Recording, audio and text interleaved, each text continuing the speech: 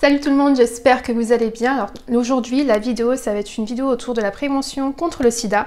Je tiens à dire que pour la prévention contre le sida, il faut évidemment se tester et le mieux quand on se teste pour savoir si on est porteur ou pas du VIH, c'est en même temps de se tester pour les autres maladies sexuellement transmissibles. Aujourd'hui, la vidéo c'est un peu comme un tutoriel pour savoir comment utiliser ce test.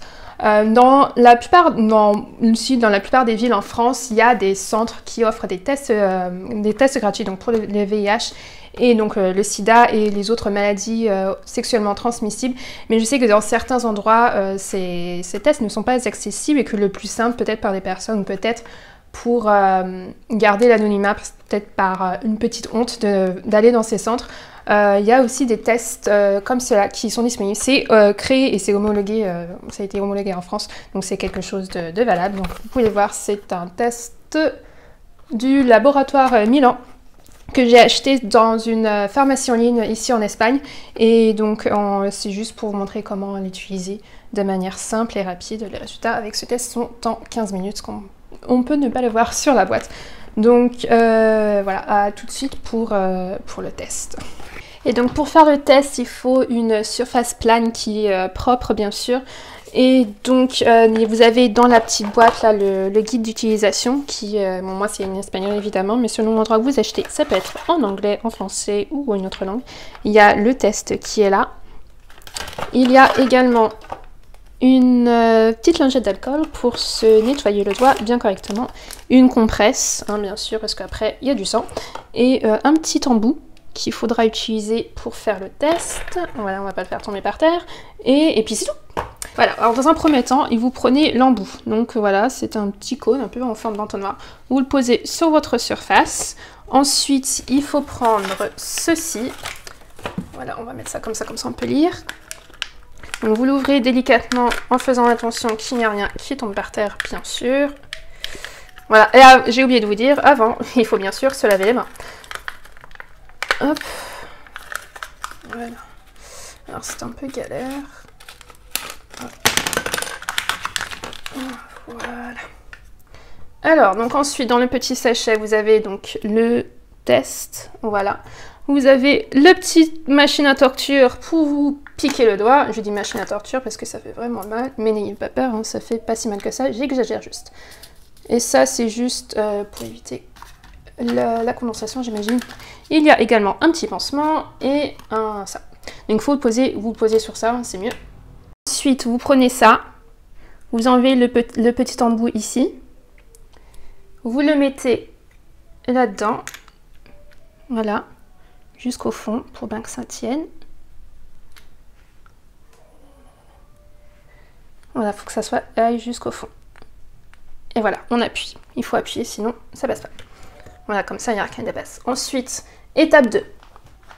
Bon, là, je dis il faut se laver les mains, mais moi, je l'ai fait avant. Je vais quand même me désinfecter. Donc, ils disent se laver les mains avec de l'eau et bien sûr du savon, n'est-ce pas? Ensuite, vous ouvrez le petit sachet avec la lingette désinfectante. Vous désinfectez le doigt que vous allez piquer. Moi, je prends l'index, en général, c'est mieux. Voilà. Vous vous préparez à la douleur. Voilà, parce que ça fait mal, cette merde. En attendant que votre doigt sèche, vous prenez donc le petit machin rose, vous l'ouvrez délicatement. Et ensuite, vous allez coller cette partie-là sur votre doigt. Et maintenant, il faut appuyer. Donc, vous appuyez sur la partie là. Si vous entendez un petit bruit, c'est parce que ça m'a fait mal. Et là, sur le côté, là, vous voyez, un peu ici, comme ça, il y aura du sang. 1, 2, 3, hop. Ça picote. Voilà. Donc là, il y a une petite goutte. Je ne sais pas si on va la voir. Maintenant, la petite goutte, elle est plus grosse, donc on va forcément la voir. Ensuite, vous prenez donc le test. Voilà. Là, il y a une bonne goutasse. Vous prenez le petit embout, là, le petit embout qui est pointu. Et vous appuyez, s'il n'y a pas assez de sang, vous appuyez un peu votre doigt. Comme ça, comme je fais avec mon pouce. Ensuite, vous prenez donc l'embout et vous le mettez là comme ça. Il faut que le sang monte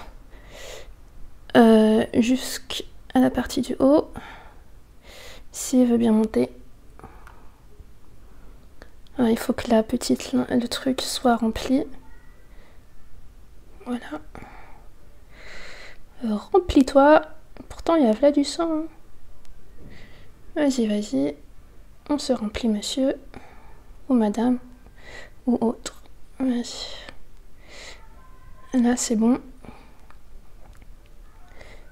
Je remplis un peu plus quand même, on ne sait jamais. Et voilà. Donc là, vous voyez, c'est bien rempli jusqu'à là. Et donc, maintenant, il faut prendre ceci. Hop, en étant délicat. Étape 3, vous mettez le petit truc dans ça. Alors, maintenant, bon, je ne nettoie pas le doigt parce que, voilà.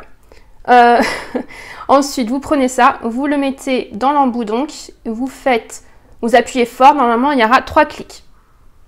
1, 2, et puis le troisième, 3. Voilà, là le petit clic, vous l'avez peut-être pas entendu, mais ça fait un petit, comme si ça s'enfonçait un petit peu plus, mais c'était léger en fait.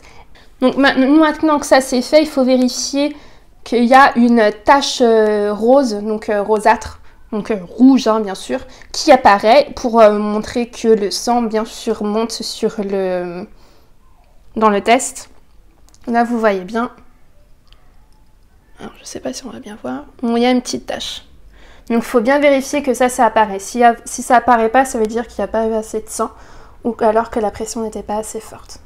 Une fois que vous avez vérifié que la tache rose apparaît bien, ça peut prendre jusqu'à 1 minute environ. Vous mettez bien sûr le petit pansement. Voilà, le pansement qu'il faudra peut-être changer selon la tâche, mais ça m'étonnerait. Voilà, le petit pansement. Voilà, donc ça fait maintenant 15 minutes. Je vous conseille vivement de mettre un réveil, une alarme, ou de regarder l'horloge ou votre portable toutes les minutes pour savoir où ça en est, parce qu'il ne faut vraiment pas dépasser les 20 minutes. Et donc pour le résultat, comment ça se passe? Donc, il y a 3 résultats possibles. Il y a le résultat positif, bien sûr, négatif, et le résultat non concluant si le test a mal été fait. On va commencer par les bonnes nouvelles. Donc, si votre test ressemble à ça, voilà, c'est bon signe. Vous voyez que le sang a bien été vu par toute la languette, ça c'est important. Donc là, si vous voyez ça, qu'il y a un seul trait, si votre résultat ressemble à ça, c'est une bonne nouvelle. Vous êtes séronégatif, donc vous n'avez pas le VIH. Par contre, si votre résultat ressemble à ça, donc comme sur l'image avec 2 traits, comme là les traits un peu plus foncés ou là les traits un peu plus roses, malheureusement il est possible que vous soyez séropositif. Je vous conseille donc, il est vivement conseillé donc de vous rendre chez votre médecin ou dans un centre pour vous faire un autre test. Aussi, si votre résultat, si vous faites le test dans les 3 mois après avoir été exposé au VIH, donc que ça soit sexuellement ou que ça soit de manière, parce qu'il n'y a pas que le sexe, pour que le VIH soit transmis, il est possible qu'il faudra refaire le test. Moi, ça fait, bon, j'ai pas été exposée, mais par mesure de sécurité, il est conseillé de se tester pour les VIH et pour les maladies sexuellement transmissibles de manière assez régulière, parce qu'on peut être porteur des maladies et du virus sans être porteur sain, comme certains l'ont appris avec ce cher coronavirus, parce que j'ai voulu filmer ça pendant le confinement. Voilà, donc il faut faire le test idéalement bien sûr tout de suite, mais il faut bien savoir que si vous le faites dans les 3 mois qui ont suivi, il est possible que le test soit un faux négatif, on va dire, donc il est toujours conseillé de retourner ou d'aller plutôt dans un centre médical ou d'aller chez votre médecin pour vous faire tester, pour avoir un test un peu plus poussé. Et puis ici, pour tout de suite commencer, enfin en tout cas le plus rapidement possible, commencer les traitements.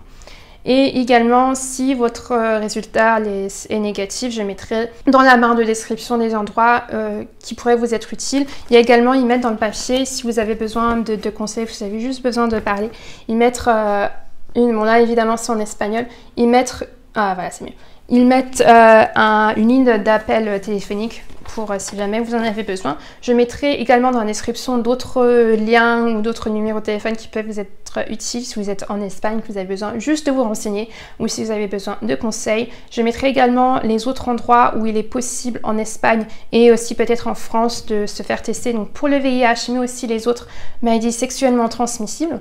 Et donc bien sûr là que j'ai acheté un test comme j'ai dit au début de la vidéo, mais il y a beaucoup d'endroits notamment en France et je sais en Angleterre où les tests sont gratuits.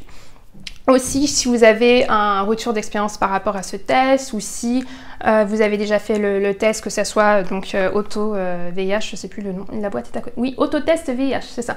Donc si vous avez déjà fait ce test, vous avez déjà été testé, vous avez déjà eu des maladies sexuellement transmissibles, que vous êtes porteur ou porteuse ou autre du VIH, n'hésitez pas à nous partager votre expérience dans les commentaires.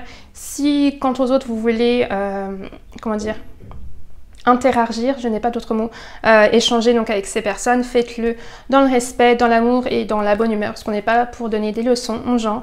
Avoir le VIH, contracter le VIH ou une toute autre maladie sexuellement transmissible, ça peut arriver à tout le monde. Donc faites-le, ces échanges dans le respect, dans l'amour et la bonne humeur. Évidemment, le plus important, que vous soyez séropositif ou séronégatif, c'est de se protéger. Donc protégez-vous s'il vous plaît, informez-vous et protégez-vous. Achetez des préservatifs dans des librairies, j'allais dire, dans des pharmacies, dans des supermarchés, dans des parapharmacies. Le plus important, c'est de se protéger et de vous informer, donc de s'éduquer sur le sujet. Si cette vidéo vous a été utile, n'hésitez pas à la partager avec d'autres personnes à qui ça pourrait être utile. Et si vous avez besoin, comme je vous ai dit, n'hésitez pas à échanger les commentaires, mais dans le respect et dans l'amour et la bonne humeur. Voilà, donc je vous dis à bientôt pour une prochaine vidéo. Salut!